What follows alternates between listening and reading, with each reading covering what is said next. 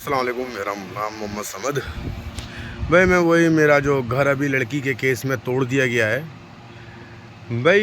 मेरे को कुछ बात ऐसे याद आई जब मेरी औरत खुद आगे चल के सिलेंडर हुई थी। जब पुलिस वालों ने फ़ोन किया था, इसे बुलाया था, तो मेरी औरत आगे चल के सिलेंडर हुई थी, खुद चली गई थी थाने पे। सर क्या बात हुई? तो उसको थाने में ही बिठा लिया। कम से कम 3 से 4 दिन थाने पे बिठाया गया उसको। 3 से 4 दिन थाने में बिठाया गया। तो एक दिन जो है कि मैं मिलने गया, मुझे भी बिठा लिया थाने में। अब मुझे बिठा लिया थाने के अंदर में, तो भाई मैंने देखा कि वो जो लड़के ने शादी करी थी वो भी थाने में ही था, वो लड़का भी थाने में था। मैंने थाने में लड़के से पूछा कि भाई क्या हो गया भाई? क्या लड़की तू खरीद के ले गया था या कितने में, किसने बेची थी, क्या हुआ? बोले भाई तो मुझे पता नहीं, लेकिन मैंने 32,000 रुपये दिए थे। मैंने भाई किसको दिए थे 32,000? बोले जरीना को दिए थे। ठीक है साहब, जरीना को दिए थे। तो मैंने यार तुझे इतने दिन हो गए भाई, साल भर हो गया, तू लड़की को लेके क्यों नहीं आ रहा है? बोले भाई मैं कैसे आऊँगा भाई, मैं कैसे आऊँगा लेकर के? मैं जब भी उसको मिलने की बोलूँ, जब भी कुछ भी करूँ, लड़की मुझे धमकी दे देती थी कि तू चल वहाँ पे, बोटी बोटी करवा दूँगी, तेरे टुकड़े टुकड़े करवा दूँगी, मारने पीटने की धमकी देती थी। अब अगर मेरी बात पे, इस बात पे अगर यकीन नहीं आ रहा हो तो मैं चाहता हूँ भाई, लड़का सेंटर जेल में ही है, उससे पूछ लो हर बात। उसने भी बयान दिए थे, लेकिन पुलिस वालों ने इन सब के बयान नहीं दिए। लड़की ने जो बताया, जो सिखाया, जैसे बताया वैसे वैसे सब पुलिस वालों ने भाई हम लोग पे थोप दिया सारा केस। उसके सारे बयान मान लिए गए। मेरी वाइफ भी सफाई दे रही है मीडिया में एंड वक्त पे, मीडिया वालों ने उसकी भी सफाई नहीं दी, उसके भी बयान नहीं सुनाए, कुछ नहीं सुनाया। अब अगर यकीन नहीं आता हो तो भाई लड़की से भी पूछ लेना, और लड़के से भी पूछ लेना कि जब भी लड़का लाने की धमकी देता था, वो लाने के तेरे को बोलता था, क्या तू उसको धमकी देती थी मारने पीटने की कि तेरी बोटी बोटी करवा दूंगी, टुकड़े करवा दूंगी, पिटवाऊंगी वहाँ पे? क्यों भाई, क्यों धमकी देती थी उसको? क्यों नहीं आने देती थी? 8 महीने तू रह कैसे गई वहाँ पर? सवाल तो अब यही है कि जब तेरे पे जुल्म जाला हो रहा है तो 8 महीने तक तू रह कैसे, साल भर तक तू कैसे रह गई वहाँ पर? चलो 8 महीने बोल रहे हैं ये लोग, 7 महीने बोल रहे हैं, 7 महीने ही, 7 महीने में तूने कभी निकलने की कोशिश नहीं करी, या कभी वहाँ से आने की कोशिश नहीं करी? हाँ, मेरे पास लड़की की शादी की कुछ वीडियो है, कुछ उस घर की वीडियो है जिस घर में ये कह रही है कि भाई मेरे को जुल्म करा, मारा पीटा गया, और उसी घर में ये डांस कर रही है, हर गानों पे मज़े से नाच रही है, शादी भी कर रही है, हंस हंस के कर रही है, हैं भाई, सब कुछ कर रही है भाई। तो मैं सरकार से गुजारिश है कि एक बार जानकारी हो, माननीय डिप्टी साहब से, माननीय एसपी साहब से मेरी हाथ जोड़ के विनती है कि एक बार उस लड़के के भी बयान हो जिसने इससे लड़की से शादी करी थी, और जिसके चक्कर में मेरी औरत और एक औरत और बंदे, वो भी, और ठीक से लड़की के बारे में जानकारी हो, लड़की से पूछा जाए कि तूने क्या उस लड़के को धमकी दी थी? और 4 महीने से तो वो उसके घर से अलग रह रही थी, ये बात मुझे लड़के ने ही बताया था। और एक बार इस लड़की ने उस लड़के के सर पे कैंची मारी थी, उसके चोट के निशान है। वो तो बेचारा सीधा साधा आदमी है, मैं सपोर्ट नहीं लेता किसी की।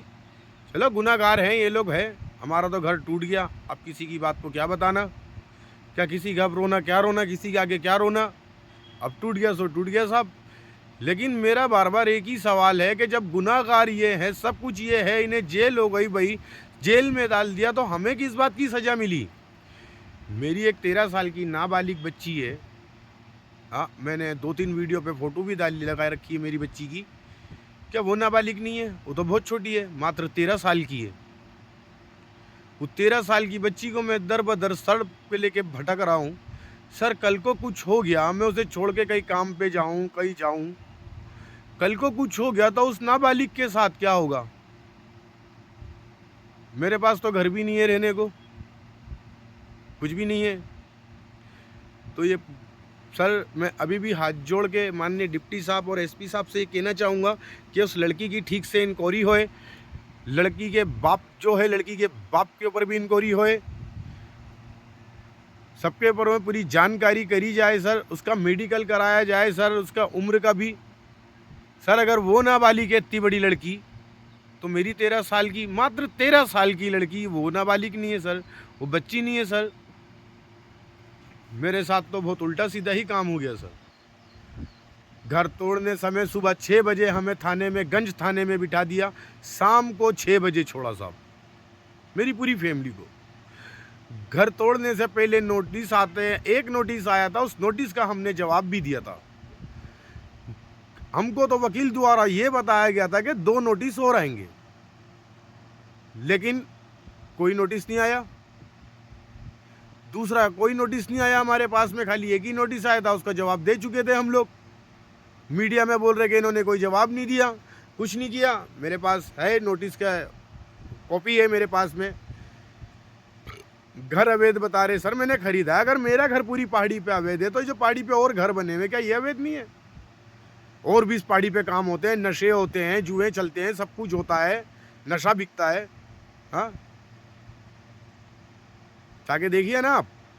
वो लड़की के बारे में जानकारी कीजिए। लड़की पीछे मोहल्ले में रहती है, हम तो आजू बाजू में ही है जी, आजू बाजू में मोहल्ला है, कहीं भागे तो नहीं हम लोग। हमारे बारे में पूरी इंक्वायरी हो गई, पूरी जानकारी हो गई, पूरी तहकीकात हो गई। क्या लड़की के बारे में जानने की कोशिश करी? चलो सर कोई बात नहीं, लड़की के बयान लिए आपने, लड़की के बयान मीडिया में भी आए। वो एक मीडिया में ये कह रही है कि मुझे तो 3 लाख बताए गए थे, यानी कि तुझे सिखाया है सब कुछ। बताए गए थे 3 लाख, मतलब तुझे सब सिखा के रखा है। लोगों के कहने पे बोल रही है कि भाई 3 लाख। भाई तू 3 लाख में बिकी, तेरे को नहीं पता? तू सबके साथ और शान से कह रही है कि मेरे साथ गलत हुआ है, ये गलत हुआ है, सब गलत हुआ है। क्या गलत हुआ भाई? गलत तो तू खुद पहले से ही है। भाई अगर कोई मीडिया वाला ईमानदार है, कोई जानकारी करने वाला, तो आप सर जाएं मोहल्ले में, अंदरकोट एरिया के अंदर, बड़बाव एरिया के अंदर, जहाँ पहले भी ये लोग रहते थे। बड़बाव एरिया है पानी की टंकी के पास, वहाँ पे जाके जानकारी करो। लड़की की फ़ोटो दिखा के लड़की का नेचर क्या है, कैरेक्टर क्या है, और भी जानकारी करो। लड़की के बाप के बारे में जानकारियाँ करो कि उसके नाम पे कितनी ज़मीन बिकी हुई है, नहीं बिकी हुई है। हमने तो मेहनत मजदूरी से ख़रीदा है साहब, बड़ी मेहनत करी है हमने। ये ज़मीन खरीदने के लिए हमारे को पूरे 15 साल लग गए। इस उम्र से हम लोग कमा रहे हैं और उसको अवैध बता दिया। सर लड़की बेचने वाले टीन के मकानों में नहीं रहते हैं सर, नशा बेचने वाले टीन के मकानों में नहीं रहते हैं सर। जिनके घरों में नशे बिक रहे हैं ना, उनके घर देखो आप, पक्के अच्छे अच्छे स्टैंडर्ड घर बने हुए। और एक हमारा देखो आप। क्यों? सासी बस्ती में तो नशे बिकते हैं ना सर, सासी बस्ती में नशे बिकते हैं। वहाँ लोगों के घर देखे, मारुतियाँ खड़ी हुई है, बाइकें खड़ी हुई है, बड़ी बड़ी ज़मीनें, बड़े बड़े मकान हैं। हमारी औरत का घर अवैध बता दिया। किस बुनियाद पे सर? आप लोगों की नहीं पता कहाँ कहाँ नशे बिक रहे हैं? सब जगह नशे बिक रहे हैं। सिर्फ हमारे ही घर अवैध था, हम ही लोग आरोपी थे, और कोई नहीं। अगर मेरी कोई बात बुरी लग गई हो तो मैं तहे दिल से माफ़ी मांगता हूँ, माफ़ी चाहता हूँ सर। और माननीय डिप्टी साहब से, माननीय एसपी साहब से मेरी गुजारिश है सर, इस केस की दोबारा कार्रवाई होए, लड़की पे जांच बिठाई जाए सर, उसकी इंक्वायरी करी जाए सर। बाकी नमस्ते सर।